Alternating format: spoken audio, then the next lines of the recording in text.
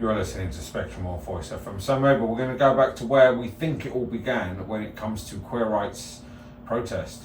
Absolutely, yeah. So Stonewall is the big one. That's the one that really shocked I don't say shocked the world, but it really influenced Western queer rights movements there. That was what started it all. But the first one, or possibly the first pro-queer riot or demonstration, is 10 years before, in 1959. Yeah. So this is the Cooper Donuts riot. Now, you might have heard of Cooper Donuts before. This isn't the chain. It was like a general name for a donut store back then. So yeah, that's where that comes from there. And there was this little donut shop in a bit of a rough area in San Francisco. And in this time, again, it was regular for police officers to be a little bit dirty, quite intimidating, quite hostile if they had a grudge against people in society, or if they just had a bad day. You'd go to the gays and give them some problems. So that was something that's quite regularly happening. And one evening, again in May 1959, this was, 2 police officers entered the cafe and they started asking for ID for several patrons. They were 2 what could have been drag queens, or maybe what, as they would have identified at the time, or what we could now refer to, or they would if they lived that long, trans women. Also 2 male sex workers and a gay man that was looking for a date as well, looking for a good time. So yeah, that's what was going on. The IDs were checked and then arrests started to be made. But at this time, the other patrons were horrified of the treatment that they were seeing there, the hostility of the police who are supposed to serve the community, and as they should still to this day, but they were just being nasty to a couple of queer people.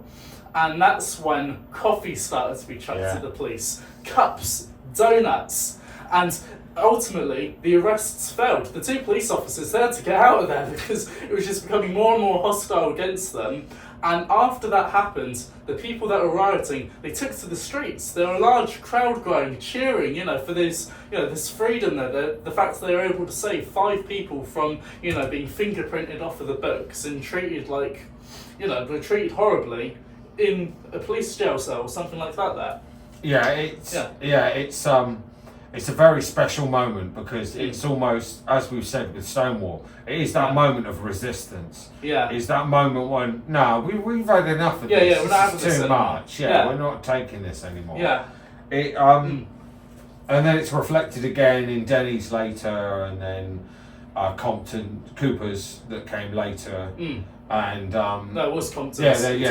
Yeah. So you can see a pattern building up over that period of the 10 years between this 59 and 69. You can see this gradual unrest. It's beginning to turn.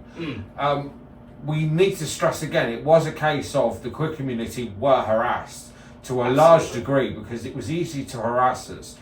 We stood out quite a bit. And to this day, we still are an easy target. So I think a very important message of this as well is that, for today's queer society there, whilst we're getting executive orders against us there, gay marriage could be legalised again, all these worrying things. If you're listening right now and you're not lesbian, gay or bisexual, and you're just having an interesting listen to what we're talking about with history, you need to ask yourself, would you throw a donut for me? Southampton's Voice. Voice FM.